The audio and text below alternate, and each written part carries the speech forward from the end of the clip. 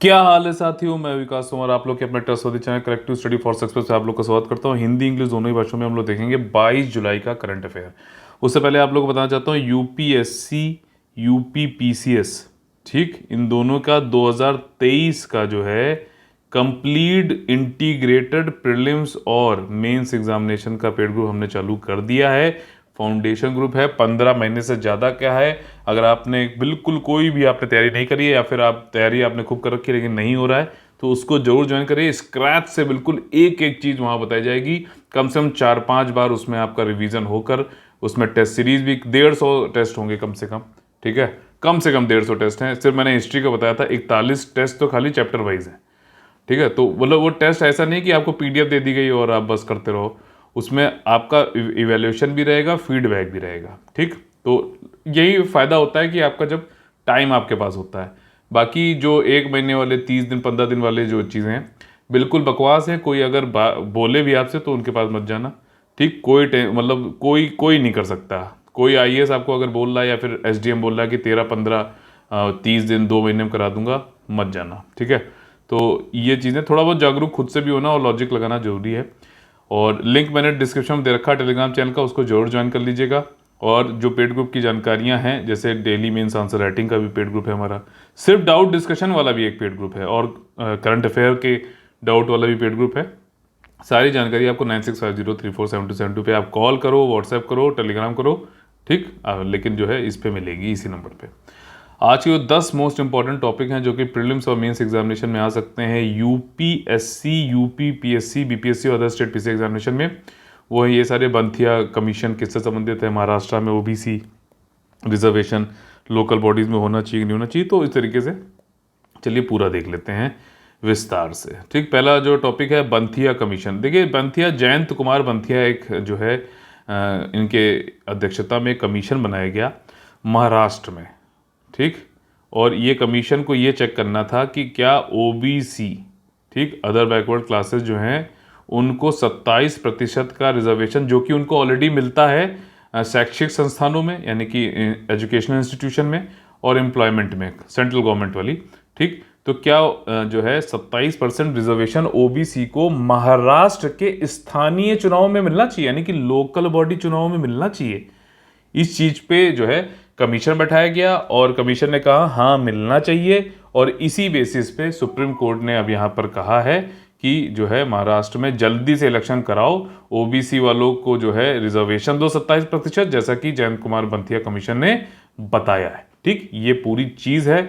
और already OBC को कहाँ पे मिलता है रिजर्वेशन वो मैंने आपको बता दिया है, नेशनल, ठीक, कमीशन फॉर बैकवर्ड क्लासेस। इसके लिए जो है हमारे संविधान में कौन सा अनुच्छेद है, 338 बी, ठीक। कौन से कॉन्स्टिट्यूशनल अमेंडमेंट से आया था ये, कमेंट करके बताइएगा, ठीक। मैंने आपको पढ़ा रखा है 100 वाला, 101 वाला, 102 वाला, 103 वाला, 104 वाला, 105 वाला। खैर, अगला टॉपिक है terrorist attack in Jammu and Kashmir. देखो टेररिज्म जो है भारत में अगर हो रहा है तो इंटरनल सिक्योरिटी यानी कि आंतरिक सुरक्षा की जिम्मेदारी किस मंत्रालय की होती है, गृह मंत्रालय, होम मिनिस्ट्री की होती है। होम मिनिस्ट्री के द्वारा जो है मिनिस्टर ऑफ स्टेट, जो होम मिनिस्टर के ये मिनिस्ट्री ऑफ होम जो है, उन्होंने जानकारी दी है कि जम्मू एंड कश्मीर में जो आतंकी हमले हैं वो कम होते जा रहे हैं पिछले कुछ सालों में। फिर उन्होंने आंकड़े कुछ दिए हैं, ठीक। 2021 में 229 हुए और 2018 में 417 थे, इसी प्रकार से दिए हैं कश्मीरी पंडित पे। लेकिन आपने हाल फिलहाल में सुना होगा कि जो है बढ़े हैं, अटैक बढ़े हैं। वो एक मूवी भी हो सकती है, उसकी वजह से भी लोग भड़के हैं, जो भी है, ठीक। लेकिन अटैक तो किसी के ऊपर भी नहीं होना चाहिए। और जो कोई एक जैसे कश्मीरी पंडित्स ऑलरेडी बहुत ही प्रोसिक्यूटेड जो है वहाँ की एक कम्युनिटी है, तो उन पे भी नहीं होना चाहिए। तो उसके लिए उन्होंने यहाँ पे मंत्री जी ने बताया है कि हमने काफ़ी रोबस्ट सिक्योरिटी लगाई है, इंटेलिजेंस ग्रिड कर रहा है काम, रात दिन पेट्रोलिंग हो रही है, ये सारे काम हो रहे हैं। ओवरऑल जो है आतंकी हमले घटे हैं, जो कि एक सच बात है। अगला टॉपिक है डिजिटल बैंक। डिजिटल बैंक आप लोगों ने सुना होगा, जैसे कि जिनकी कोई बैंक की ब्रांचेस नहीं है ऑफलाइन, ठीक है, वो डिजिटली पूरा काम करते हैं, सब कुछ जो है आपका ऑनलाइन रहता है।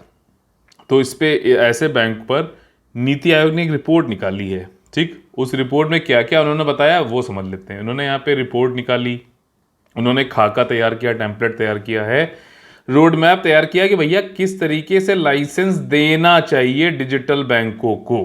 ठीक, क्या विनियमित जो है आपकी नियामक व्यवस्था क्या होनी चाहिए, रेगुलेशन कैसे करोगे, डिजिटल बैंक्स आ जाएंगे। तो कोई बड़ी चीज़ है साइबर सिक्योरिटी, डिजिटल बैंक। कई लोग ये होता है कि भाई वो एटीएम रखना भी नहीं पसंद करते हैं, वो आज भी ये सोचते हैं भैया एटीएम रखेंगे, ऑनलाइन जाएंगे तो पैसा हमारा जो है निकलता जाएगा, हमें पता भी नहीं चलेगा। ऐसा भी लोग समझ, भाई होता है, कई लोग का गायब भी हुआ पैसा, तो लोग डरे भी रहते हैं। लेकिन ज़्यादातर ये पता है कि डिजिटल एज को हम नकार नहीं सकते, हमें उसमें ही जो है कुछ सुधार करने होंगे। ठीक, तो इसीलिए ये जो है नीति आयोग ने रिपोर्ट निकाल कर खाका तैयार किया है, एक दिशा दी है, एक क्या रेगुलेशन होना चाहिए, कैसे होना चाहिए, ठीक, क्या चीज़ें अवॉइड करनी, वो सब बताया है। इन्होंने बताया कि स्टेप वाइज होना चाहिए डिजिटल बैंक को, मतलब लाइसेंस देना तो स्टेप वाइज होना चाहिए। यहाँ पे ऐसा नहीं कि कोई आया उसको सीधे तीसरे स्टेप पे बैठा दिया कि लो सब कुछ करो। ठीक, तो उन्होंने कहा कि पहले तो कुछ एक रिस्ट्रिक्टेड डिजिटल बैंकिंग होना चाहिए। ठीक, लाइसेंस जो है वो रेस्ट्रिक्टेड होना चाहिए कि इतने वैल्यू से ज़्यादा आप नहीं कुछ कर सकते और इतने वॉल्यूम से ज़्यादा कस्टमर सर्विस नहीं कर सकते। तो पहले देखें, तो ऐसा ना हो कि आउट ऑफ प्रोपोर्शन चला जाए भाई साहब। ठीक, छोटे लेवल पे आप काम करके दिखाओ, अपने आप को साबित करो। ठीक, तो उसके लिए पहले क्या है स्टेप पे आपका रिस्ट्रिक्टेड डिजिटल बैंक लाइसेंस। ठीक बात है। वैसे ही जैसा मैं कह रहा हूँ कि आप लोग बेसिक बुक्स जो है एनसीईआरटी पहले वो पढ़ो, सीधे अगर कूदोगे ना रेफरेंस मटेरियल और उन सब पे जो है, तो आपको बता रहा हूँ कुछ नहीं होने वाला है। आप ये सोचोगे कि बस ये या सब लोग को बैठाया जाता है यहाँ पर, ठीक, या फिर लोग कहते हैं कि ये हमारा मटेरियल पढ़ लो, कुछ नहीं। एनसीईआरटी पहले पढ़िए तो बेसिक हो गया। फिर उसके बाद क्या है कि कुछ एक बीच का समझ लीजिए ऐसे बुक हो, ऐसा मतलब लाइसेंस दिया जाएगा जिसमें बहुत कम भी नहीं, पहले वाले से थोड़ा ज़्यादा और आखिरी वाले से मतलब जो फुल स्केल है उससे थोड़ा कम। रेगुलेटरी सैंडबॉक्स फ्रेमवर्क इसको बोलते हैं। ठीक, तो मतलब थोड़ा वॉल्यूम उससे बढ़ा देंगे पहले वाले से, और फिर देखा जाए कि हाँ अब थोड़ा इसकी कैपेसिटी बढ़ा के इसको थोड़ा सा और एरिया दिया जा रहा है, वॉल्यूम दिया जा रहा है कस्टमर्स का, तब कैसा काम कर रहा है और फिर भी अच्छा परफॉर्म करते हो तो फिर आपको full scale digital bank licence मिलेगा। ठीक, तो स्टेप वाइज ये नीति आयोग ने बताया है, निर्देश दिए हैं डिजिटल बैंकिंग के लिए। ठीक है, डिजिटल बैंकिंग क्या है वो मैंने पहले आपको बता दिया। अब देखिए अगला टॉपिक है कि मालदीव जो है इंडियन ओशियन में आप देखोगे तो भारत ऐसे है, तो यहाँ पर श्रीलंका हो गया और यहाँ पे पूरे कई सारे टापू हैं, आइलैंड्स हैं, एटॉल्स हैं एक्चुअली ये। ठीक है ना, जो मूंगा पत्थर की वजह से जो क्या कोरल्स होते हैं ना उनसे आइलैंड बने हुए। तो मालदीव्स और इंडिया के बीच में कॉपरेशन हो रहा है न्यायिक क्षेत्र में, न्यायिक मतलब जस्टिस, जुडिशियल उसमें। तो यहाँ पे समझौता ज्ञापन हुआ है, एमओयू हुआ है। ऐसा करने वाला मालदीव्स 8वां देश है भारत के साथ में।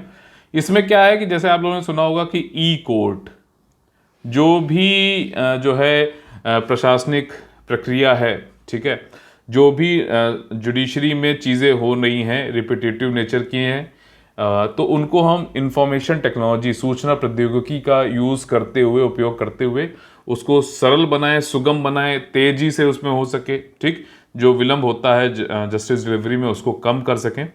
तो वही काम जो है अब एमओयू हमारा हो गया है मालदीव्स के साथ में, तो उनके साथ भी हम साझा करेंगे ये सारे जो हमारे इंफॉर्मेशन टेक्नोलॉजी है कि कोर्ट को कैसे डिजिटाइजेशन करें, कैसे जो है आईटी कंपनियां क्या क्या इसमें कर सकती हैं, वो सारी चीज़ें हम इनके साथ भी साझा करेंगे। मालदीव्स की हेल्प होगी और हमारी जो आईटी कंपनियां, स्टार्टअप को भी मौका मिलेगा कि वहाँ पे जाके वो काम करें और इससे जो है रोजगार का भी सृजन होगा। ठीक, यानी कि क्रिएशन ऑफ एम्प्लॉयमेंट। ठीक है, देखो मैं वैसे एक चीज़ बता दूं आपको, मैं इंग्लिश मीडियम का हूँ, ठीक, लेकिन ज़रूरत ये है अगर यूपीएससी के आप जो एस्पिरेंट हैं तो आपको जो दूसरी लैंग्वेज है, हिंदी जैसे है, या फिर तमिलनाडु के हो आप, मान लो तो आपको तमिल, तो भले ही वहाँ के आप इंग्लिश मीडियम के हो, तो आपको उस पर भी पकड़ होनी चाहिए कम से कम इतनी कि जो ये सिविल सेवा की में जो वर्डिंग्स यूज़ होती हैं ज़्यादातर, वो आपको दोनों लैंग्वेज में आनी चाहिए। बहुत ज़रूरी है। आप ये नहीं कह सकते कि अरे मैं तो हिंदी मीडियम का हूँ मुझे सिर्फ हिंदी दो, या आप कह दो कि मैं तो इंग्लिश मीडियम का हूँ सिर्फ मुझे इंग्लिश दो। ऐसा नहीं हो सकता। ये यहाँ पे कहने के लिए ये मतलब इस तरीके का एटीट्यूड भी थोड़ा सा सिविल सर्वेंट को शोभा नहीं देता है।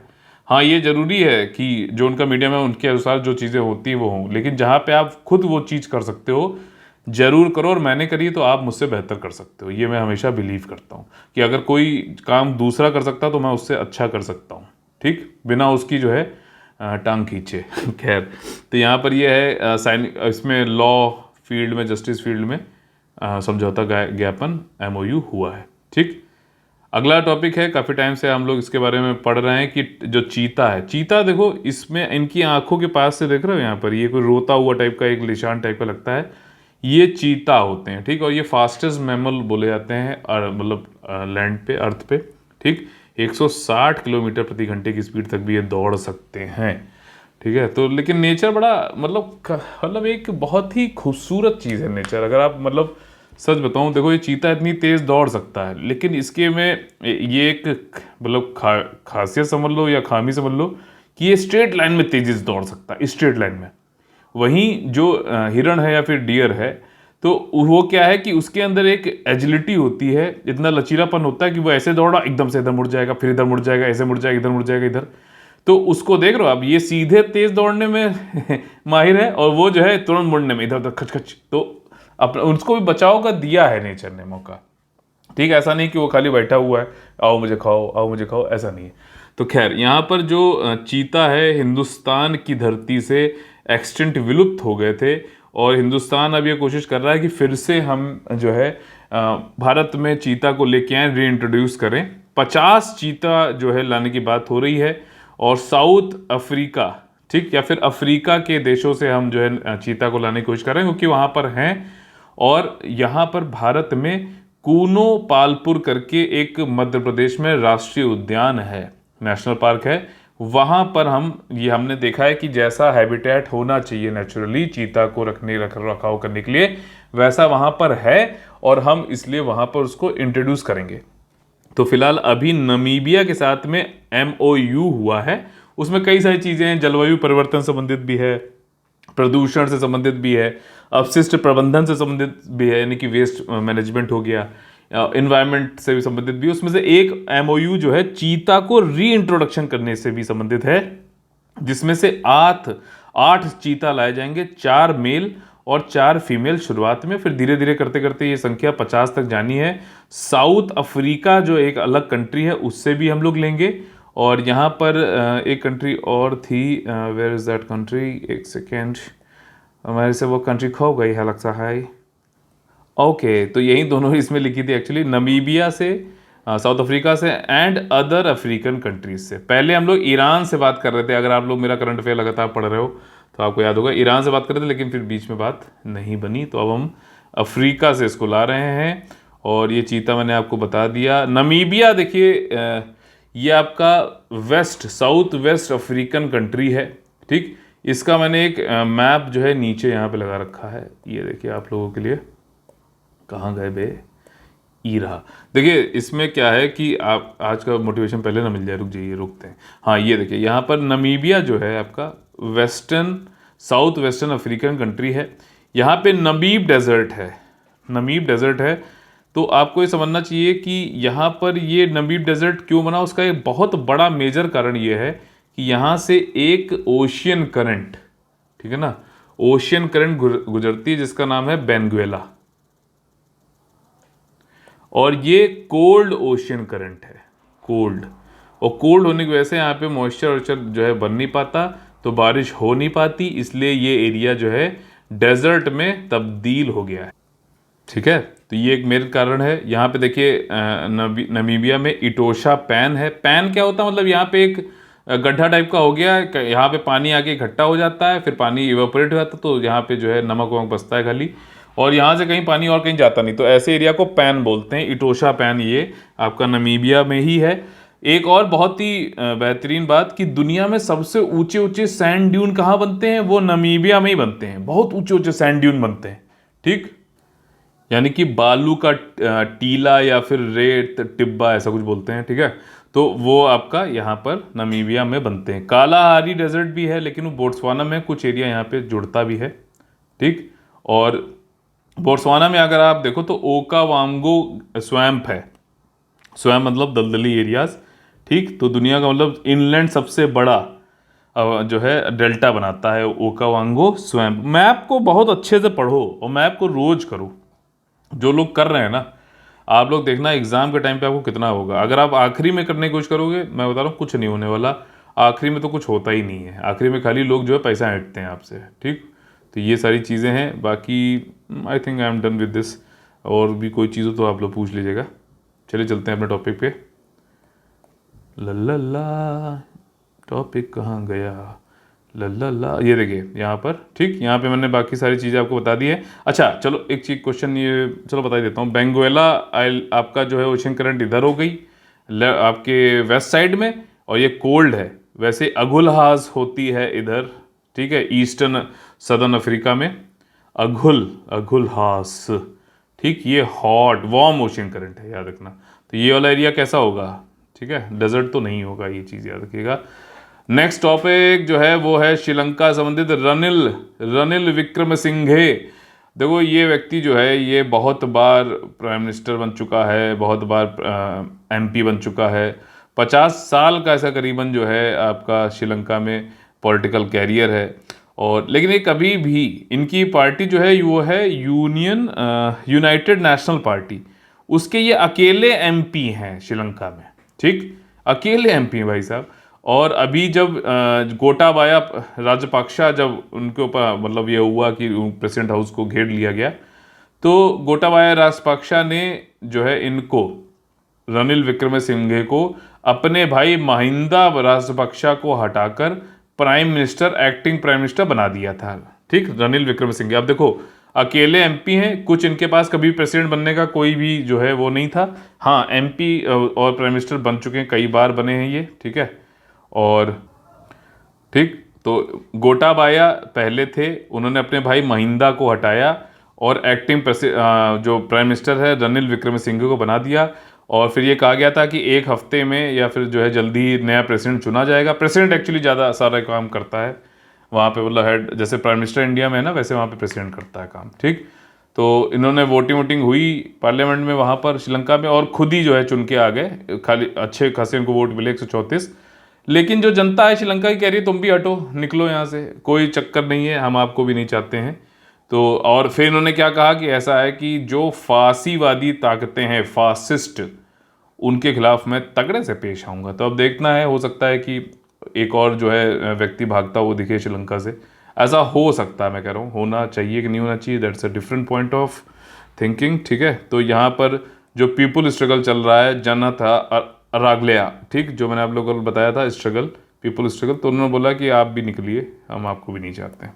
खैर क्या होने वाला है क्या नहीं होने वाला वो देखेंगे। लेकिन एक चीज़ आपको इस पूरे टर्मिनोलॉजी से समझ में आएगा श्रीलंका के, कि अगर देश का लीडर, देश के जो चलाने वाले लोग हैं वो सिर्फ अपने लिए ही सारे काम करने लग जाएं, तो पूरा देश जो है, आपको लगता है ना कि वोट नहीं डालने जाते हो, आपको लगता है कि अरे पॉलिटिक्स तो उनका काम है, हमें तो कुछ मिलना नहीं है, जाना नहीं है।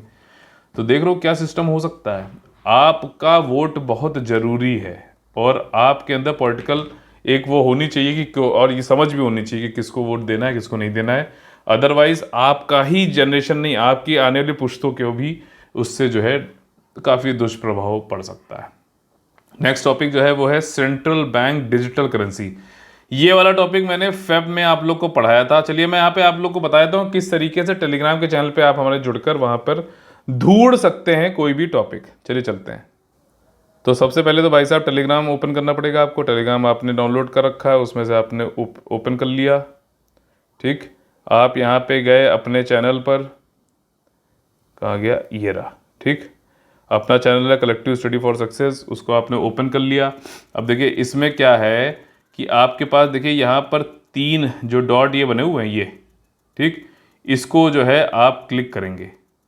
इसको क्लिक करने पर आपको सर्च का ऑप्शन मिलेगा। सर्च का ऑप्शन देखिए यहाँ पे ब्लिंक करने लगा। आप यहाँ पे जो है डालो डिजिटल करेंसी, डिजिटल करेंसी, ठीक, सर्च किया आपने। तो देखिए यहाँ पर ये वाला जो है 4 फरवरी को मैं ऑलरेडी पढ़ा चुका हूँ। मैं आप लोग को बोलता हूँ ना जब कि ये ऑलरेडी मैं पढ़ा चुका हूँ, मुझे मतलब याद आ रहा है ऐसा, तो मैं ऐसे ही नहीं बोलता, वो मुझे याद रहता है। मैं इसीलिए कहता हूँ जब भी आप पढ़ो तो 2 चीज़ें दिमाग में रखो, कि आपको पढ़ना ऐसे कि आपको किसी को पढ़ाना है, और आपको पढ़ते समय ये ज़रूर सोचना है कि कैसे क्वेश्चन उससे बन सकते हैं। ये चीज़ें ध्यान रखोगे तो आपका फोकस बढ़ा रहेगा। तो याद देखिए सेंट्रल बैंक डिजिटल करेंसी, ये मैंने आपको टेलीग्राम चैनल पे बता दिया किस तरीके से आप ढूंढ सकते हो, ठीक। इसी तरीके से आप जो है यहाँ पे सर्च करिए आप लोग को अगर वो टॉपिक होगा तो मिल जाएगा।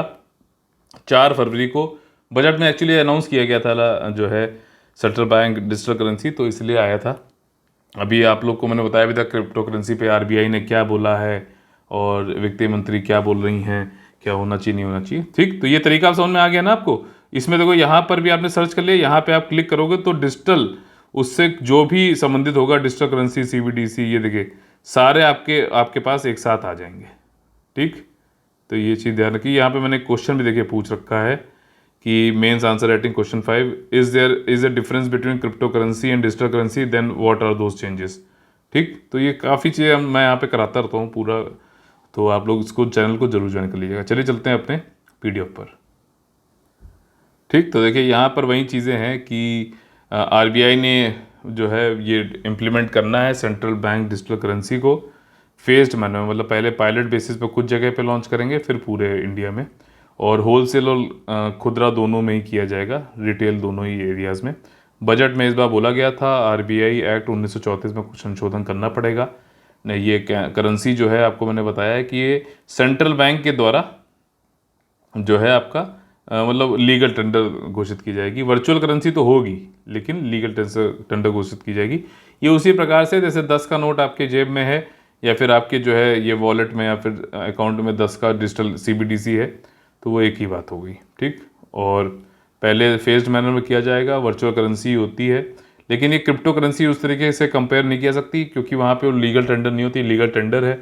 और वर्चुअल जो प्राइवेट वर्चुअल करेंसी होती हैं प्राइवेट, ठीक, जैसे बिटकॉइन और ये सब, तो वो कभी भी ये नहीं, वो किसी सेंट्रल बैंक के द्वारा तो इश्यू की नहीं आती, तो आपको पता ही नहीं है कि उस पर कितना लोग का ऋण है या फिर डेप्थ के लिए लोन के लिए सब नहीं किया सकता।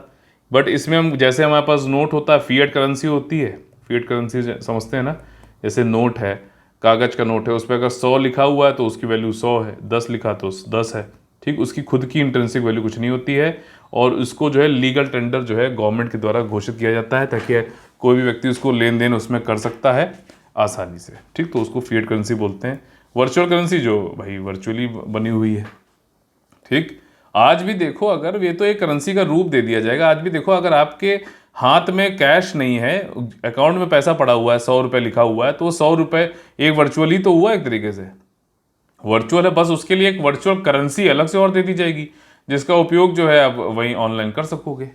बस वही सिंपल चीज़ है। अगला टॉपिक है स्पेस रिफॉर्म। अब स्पेस रिफॉर्म में ये है कि गवर्नमेंट के पास में कई सारी कम्युनिकेशन की सैटेलाइट्स हैं, कई सारी चीज़ें हैं जो गवर्नमेंट के कंट्रोल में है। तो ये देखा गया है कि गवर्नमेंट के जो कंट्रोल में चीज़ें होती हैं उसमें बड़ा रेड टेपिज्म होता है, नौकरशाही ब्यूरोक्रेसी बहुत ज़्यादा होती है, बहुत ज़्यादा जो है ऑप्टिमम यूटिलाइजेशन नहीं हो पाता है उन रिसोर्सेज का। ठीक, या फिर जो है कई बार ऐसा देखा गया है कि हम उसको उपयोग जो करते हैं वो पूरी एफिशिएंसी नहीं कर पाते हैं। ठीक, तो इसीलिए जो है एक सेंट्रल पब्लिक सेक्टर एंटरप्राइज बनाई गई जिसका नाम है न्यू स्पेस इंडिया लिमिटेड।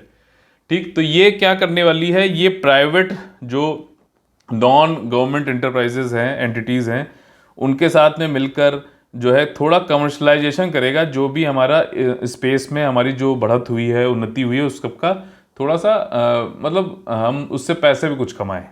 ठीक है, जरूरी है कि जो भी हमारे पास रिसोर्स है, जो भी काबिलियत है, उससे हम पैसे कमाएं, जरूरी है। कोई हर जगह कोई चैरिटी कोई नहीं कर रहा है। कोई अगर आपको बोले ना कि ये चैरिटी है, नहीं है, बेवकूफ़ बनाने वाली बात है। ठीक है, तो यहाँ पर दो कोई, वैसे मैं नहीं कह रहा हूँ कि चैरिटी नहीं करनी चाहिए, चैरिटी लोग करते हैं, लेकिन चैरिटी जो बड़े बड़े लोग करते भी हैं तो उसके पीछे कुछ लोग वाकई बहुत अच्छे हैं, उनको मैं नहीं बोल रहा हूँ, लेकिन उसके पीछे ये होता है कि टैक्स की माफ़ी होती है।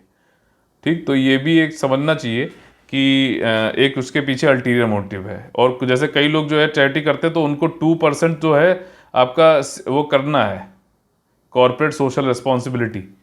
तो मेन चीज़ है कि किसी ना किसी तरीके से गरीबों का भला हो जाए, वो अच्छी बात है।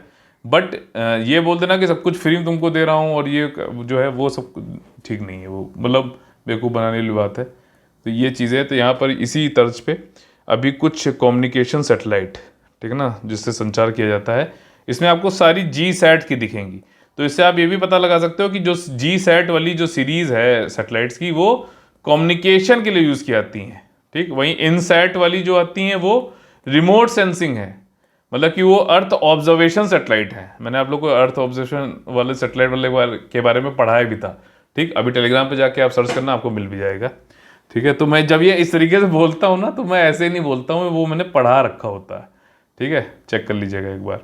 तो यहाँ पर ये जो है ट्रांसफ़र कर दिया गया है गवर्नमेंट की तरफ से, जो है ट्रांसफ़र कर दी गई हैं ये कुछ सेटेलाइट कम्युनिकेशन वाली NSIL को, न्यू स्पेस इंडिया लिमिटेड को। ठीक है, और वो फिर उसका जो बोर्ड है NSIL का, ये चेक करेगा कि किस तरीके से इसमें क्या प्राइसिंग होनी चाहिए। अब कम्युनिकेशन सेटेलाइट है, तो कम्युनिकेशन जैसे हम लोग इंटरनेट यूज़ कर रहे हैं, मोबाइल यूज़ कर रहे हैं, टीवी की वो है, तो वो किस तरीके से किसको देना है, कितने पैसे देना, वो सारे जो है वो करेगा, थोड़ा सा पैसा कमाएगा और क्या।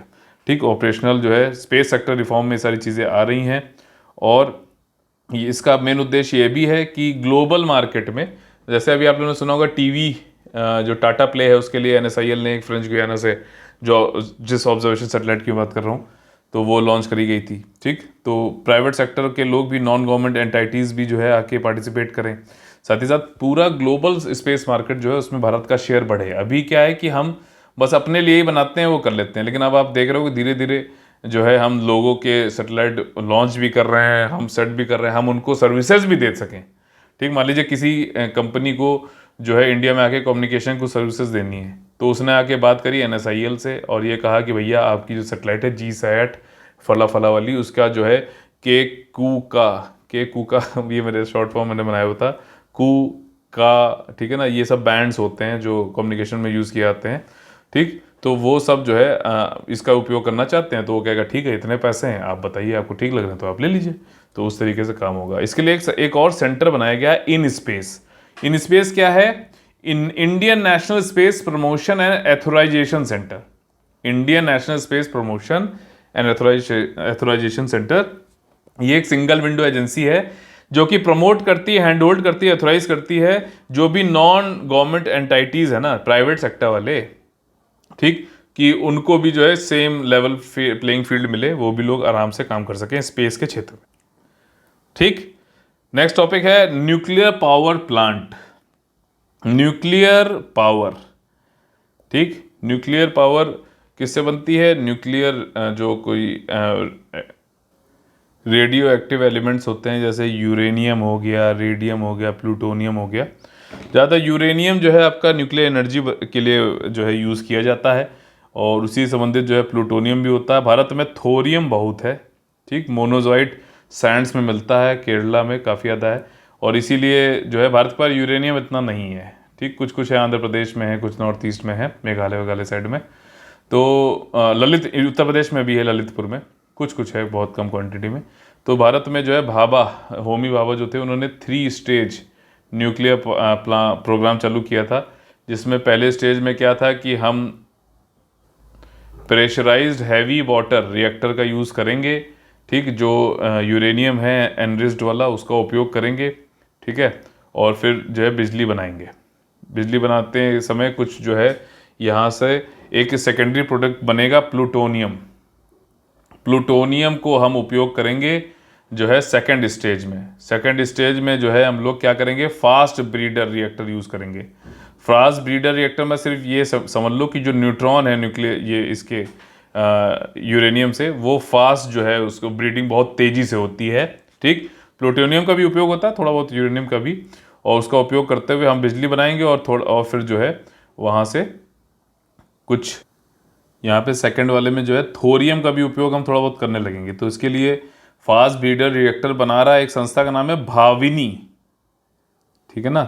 ये 500 मेगावाट का जो है कलपक्कम चेन्नई में फास्ट ब्रीडर रिएक्टर बना भी रहा है। ये जो इंडिया का 3 स्टेज न्यूक्लियर प्रोग्राम है ना, ये इसका सेकेंड जो स्टेज है उसमें, यही फास्ट ब्रीडर रिएक्टर वाले में, उसमें भाविनी काम कर रहा है। ठीक, तो सेकेंड स्टेज में मैंने क्या बताया, थोरियम भी कुछ कुछ यूज़ होता है, प्लूटोनियम भी होता है वापस, और यूरेनियम 233 भी यूज़ होता है। ठीक, पहले वाले में यूरेनियम 235 एनरिच्ड यूज़ हो रहा था। उसके बाद फिर थर्ड स्टेज में आ जाते हैं। थर्ड स्टेज में थोरियम ज़्यादा यूज़ होता है, और फिर यूरेनियम 233 जो है फ्यूल्ड ब्रीडर्स में का यूज़ किया जाता है।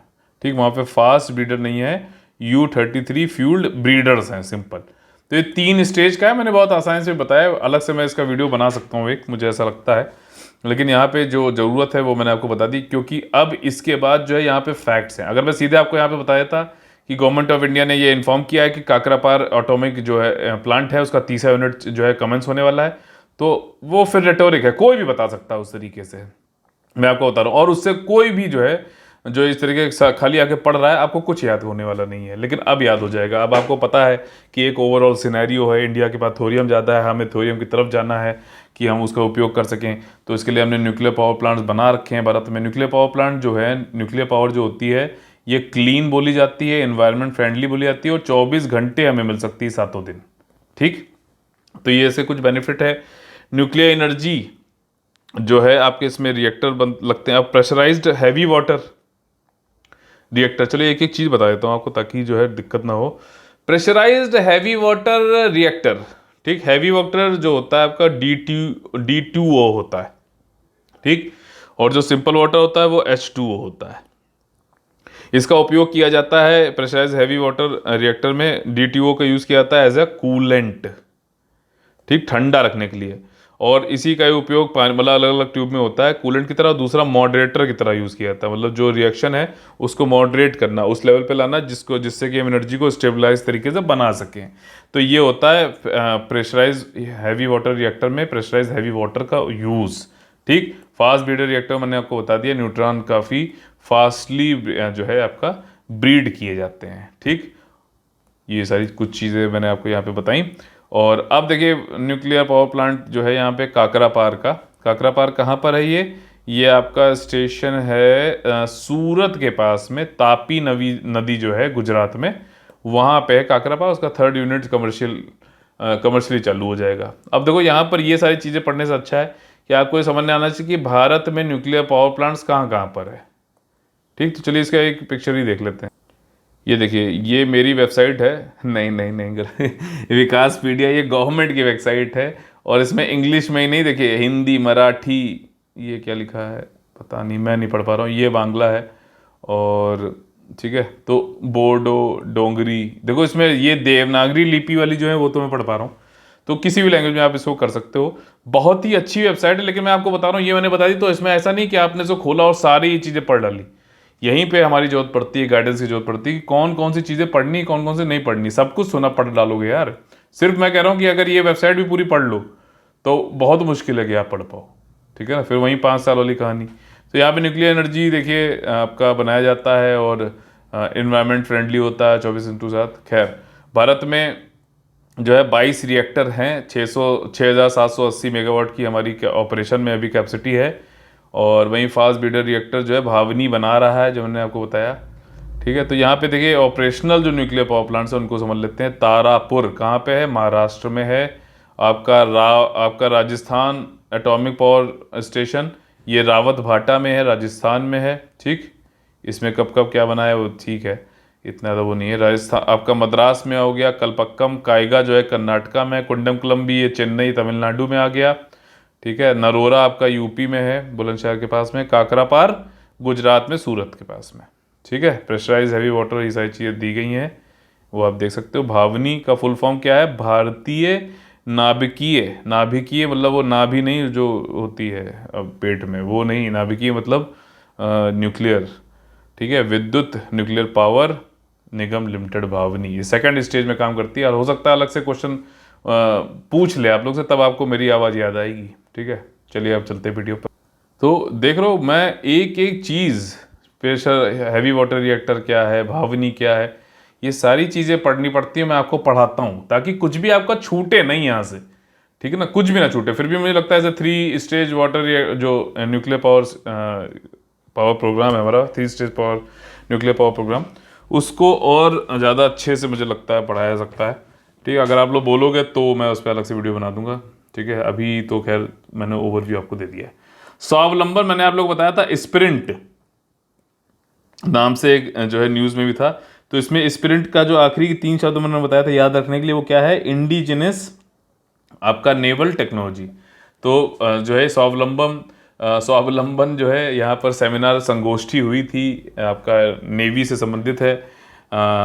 ठीक, नेवल इनोवेशन इंडिजिनाइजेशन ऑर्गेनाइजेशन, मतलब सारा कुछ जो है घर में स्वदेशी रूप से बनाया जाए, भारत के अंदर बनाया जाए, उसके लिए काम किया जा रहा है। स्प्रिंट जो है वो क्या है आपका, आईडेक्स।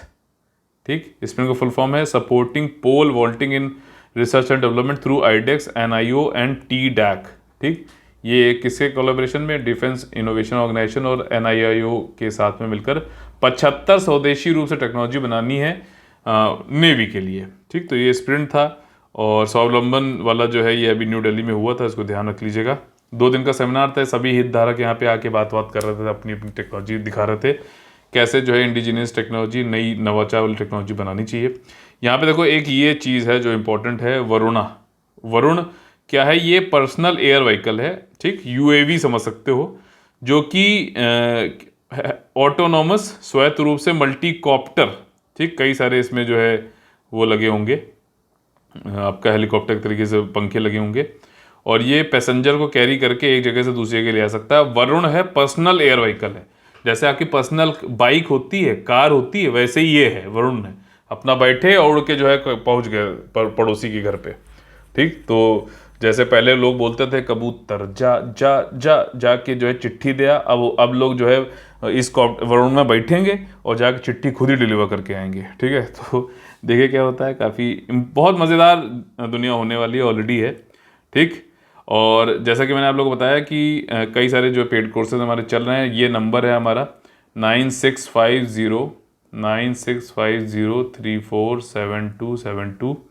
ठीक, 2023 का हमारा जो है पेड ग्रुप ऑलरेडी स्टार्ट हो चुका है यूपीएससी यूपीपीसीएस के लिए। Integrated prelims cum mains PDF है, इससे संबंधित जो वीडियो है वो मैंने डिस्क्रिप्शन बॉक्स में डाल रखा है, वहाँ जाके आप लोग जरूर चेक कर लीजिएगा, या फिर आई बटन यहाँ पर आ रहा होगा, उसको देख लीजिएगा। ठीक, तो आपको वहाँ पे मिल जाएगा। ठीक है, बाकी करंट अफेयर संबंधित, मेंस आंसर संबंधित, डाउट डिस्कशन संबंधित हमारे पेड कोर्सेज हैं। मेंस यूपीएससी 2022 के लिए भी हमारे 1-to-1 काउंसलिंग गाइडेंस और मेंटोरशिप प्रोग्राम चल रहे हैं, आप लोग ज्वाइन कर सकते हैं। ये हमारी पेमेंट डिटेल्स हैं। 2023 वाला जो ग्रुप है हमारा, उसमें आप लोग 5,000 रुपये इनिशियल इंस्टॉलमेंट देकर भी ज्वाइन कर सकते हैं। ठीक, और आज का जो मोटिवेशन है कि एक समर्थ व्यक्ति के पीछे कई समर्थ साथी भी होते हैं, अकेला कोई कुछ नहीं होता। जैसे मेरे साथ में मेरी CSFS टीम है, कलेक्टिव स्टडी फॉर सक्सेस की टीम है, जो कि मतलब आप लोग से बनी हुई है।